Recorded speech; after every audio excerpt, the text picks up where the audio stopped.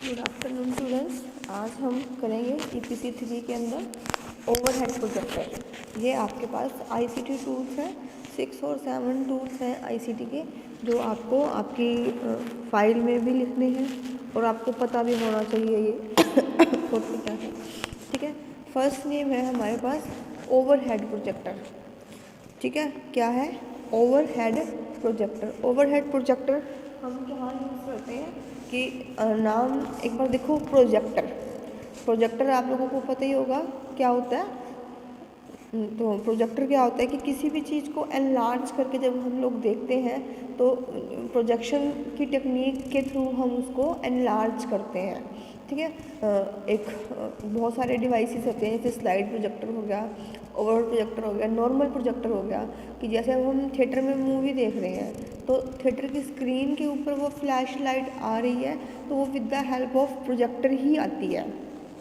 ठीक है, तो हम कई बार मॉल्स में जाते हैं, वहाँ पर भी एक लाइट रिफ्लेक्ट हो रही होती है वॉल पे या वाइट कलर की स्क्रीन के ऊपर, तो उसको हम प्रोजेक्टर बोलते हैं। सेम ऐसे ही एक पोर्टेबल डिवाइस है जिसको हम बोल रहे हैं ओवरहेड प्रोजेक्टर। ये हम लोग क्लासरूम में यूज़ करते हैं ताकि टीचिंग जो है वो इफ़ेक्टिव बन सके। ठीक है, इतना बॉक्स होता है, उसके ऊपर एक लाइट लगी होती है, मिरर लगा होता है। हेड के ऊपर से लाइट आएगी, मिरर की रिफ्लेक्शन पड़ेगी और वो मिरर रिफ्लेक्शन कहाँ पर देगा? स्क्रीन के ऊपर देगा। That's why we are called it overhead projector. ठीक है, जैसे कि अब आपको पता है कि प्रोजेक्टर का काम क्या होगा कि किसी स्मॉल चीज़ को एनलार्ज करके पेश करना। ठीक है, तो अब ओवरहेड प्रोजेक्टर का भी सेम वही फंक्शन होता है कि क्लासरूम में क्या करेंगे, टीचर्स ट्रांसपेरेंसीज इसके अंदर हम यूज़ होती हैं। ट्रांसपेरेंसीज के अंदर कोई भी पिक्चर या कोई डायग्राम ड्रॉ करके ऑलरेडी पहले से ही टीचर लेकर आएगा, उस प्रोजेक्टर के अंदर वो जो है स्लाइड रखी जाएगी। डिपेंड करता है कि प्रोजेक्टर है या स्लाइड प्रोजेक्टर है, ट्रांसपेरेंसीज प्रोजेक्टर के ऊपर डिपेंड करेगी कि किस तरीके की आती है। ठीक है, कुछ प्रोजेक्टर्स होते हैं जिनके साथ हमारा फ़ोन अटैच हो जाता है या हम लोग पेन ड्राइव अटैच कर लेते हैं, तो वहाँ पर भी हम लोग जो है PPTs डायरेक्टली चला सकते हैं। ठीक है, तो ओवरहेड प्रोजेक्टर ये टेक्निकल थोड़ा आउटडेटेड है क्योंकि आजकल जो चले हुए हैं वो PPTs वाले हैं जो डायरेक्टली हमारे मोबाइल से, कंप्यूटर से अटैच होते हैं। ये किसी डिवाइस से अटैच नहीं होता, इसके ऊपर ट्रांसपेरेंसीज होती हैं जो चलती हैं। ठीक है, तो आप ओवरहेड प्रोजेक्टर समझ में आ गया होगा क्या होता है कि वो मशीन या वो इंस्ट्रूमेंट जिसके अंदर हमने ट्रांसपेरेंसीज रखनी है, वो ट्रांसपेरेंसीज कलरफुल होंगी और वो लाइट्स की जो रिफ्लेक्शन है ऊपर रखा हुआ मिरर वॉल पे या वाइट कलर की स्क्रीन के ऊपर उस ट्रांसपेरेंसी को एनलार्ज करके जो है वो आप सबको दिखाई दी जाएगी। ठीक है, तो अब इसका बेनिफिट क्या होता है, इसको हम लोग क्लासरूम में क्यों रखते हैं? थोड़ा खुद से सोच के देखो कि ओवरहेड प्रोजेक्टर की ज़रूरत क्लासरूम में क्यों पड़ती है। कि अब हम लोग घर में भी मूवी देखते हैं, फिर भी हम थिएटर में मूवी देखने क्यों जाते हैं? क्या डिफरेंस होगा? यहाँ पर इस क्वेश्चन को पूछने का मतलब ये है कि आपको एक बड़ी स्क्रीन पर देखने का क्या डिफरेंस है और घर पे एक छोटे से टीवी में देखने में क्या डिफरेंस है। तो अगर आप दोनों को डिफरेंस कर पाते हो कि टेलीविज़न में मूवी देखी है और थिएटर में मूवी देखी है स्क्रीन की पॉइंट ऑफ व्यू से, तो आपको प्रोजेक्टर की इम्पोर्टेंस समझ में आएगी कि प्रोजेक्टर से क्या होगा। सबसे फर्स्ट क्वालिटी ही यही है कि स्क्रीन जो है वो बहुत बड़ी हमें दिखाई देती है। प्रोजेक्टर को यूज़ करने का मेन पर्पस यही है कि वहाँ पर हमें स्क्रीन बहुत बड़ी दिखाई देगी। टीचर जो बुक में डायग्राम बना हुआ है या ब्लैक बोर्ड पे टीचर डायग्राम अगर ड्रॉ भी करता है तब भी दोनों में डिफरेंस है, क्योंकि देखो जो बुक है उसमें थोड़ा स्मॉल दिया हुआ होता है।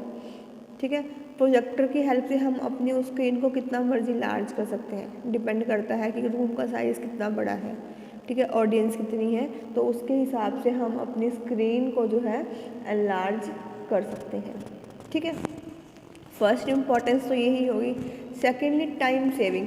अगर वही एक कॉम्प्लिकेटेड डायग्राम बुक में दिया हुआ है तो हर बच्चे को बुक में से समझाना, टीचर जहाँ जहाँ पॉइंट रखेगा तो ज़रूरी नहीं है कि हर बच्चा भी बुक में उसी पॉइंट पर देखे, तो बच्चे अपनी मर्ज़ी से कहीं पर भी देख सकते हैं। तो बुक में समझाना बहुत मुश्किल होता है टीचर के लिए, तो टीचर इसका सब्स्टिट्यूट चूज़ करता है कि वो ब्लैक बोर्ड पे ड्रॉ करता है, ठीक है, फिर आप लोगों को समझाएगा, ठीक है, बच्चों को समझ में आ जाएगा कि टीचर ने ब्लैक बोर्ड में समझाया है।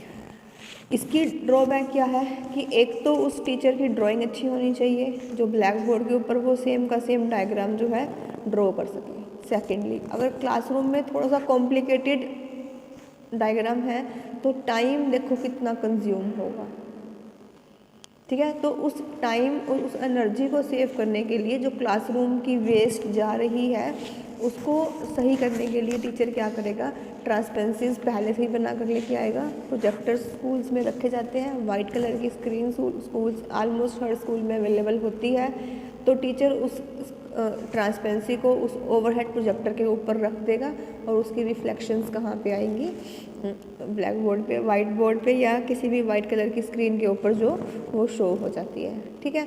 तो मेन पहला तो यही हो गया कि हम बहुत बड़ा एनलार्ज करके देख रहे हैं। सेकेंडली, टीचर की जो क्लासरूम में ड्रॉ करता वो टाइम हमारा बच जाता है। तीसरा, एनर्जी सेव हो जाएगी कि हम पहले से ही बना कर लेके आ रहे हैं। फोर्थ, इसका जो इम्पैक्ट है, बच्चे नई टेक्नोलॉजी के साथ सीखेंगे, देखेंगे और बच्चे उस चीज़ को बहुत लॉन्ग टाइम तक रिटेन करके रखते हैं, क्योंकि वहाँ पर उनकी ब्लैक बोर्ड पे सिर्फ ब्लैक और वाइट कलर का ही दिखता, क्योंकि टीचर जो है वो वाइट चौक से ही ड्रॉ करता, लेकिन ट्रांसपेरेंसीज जो है वो कलरफुल भी हम लोग बना सकते हैं। अगर किसी चीज़ की हमें लेयर्स दिखानी है तो बहुत ईजीली ट्रांसपेरेंसीज के अंदर वो लेयर्स जो है वो शो हो सकती हैं, ठीक है। और ये इफ़ेक्टिव टीचिंग एड है, बहुत इजी है यूज़ करना, कोई मुश्किल काम नहीं है, कोई टेक्निकल वर्क नहीं है बेसिकली इसके अंदर कि टीचर को टेक्निकल नॉलेज की ज़रूरत हो।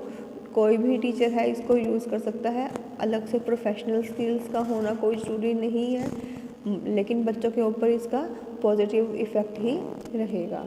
तो आज जो हमने किया ये फर्स्ट हमारा आईसीटी का टूल था कि कौन कौन सा हम लोग यहाँ पर यूज़ कर रहे हैं। तो फर्स्ट जो आपके सिलेबस में था ओवरहेड प्रोजेक्टर, आपने जब अपनी फाइल्स में लिखोगे आप इसको, तो पहले आप ओवरहेड प्रोजेक्टर का मीनिंग डिफाइन करोगे कि क्या होगा, कि एक डिवाइस है, एक इक्विपमेंट है जो इमेजेस को एनलार्ज करके क्लासरूम में शो करता है, ठीक है।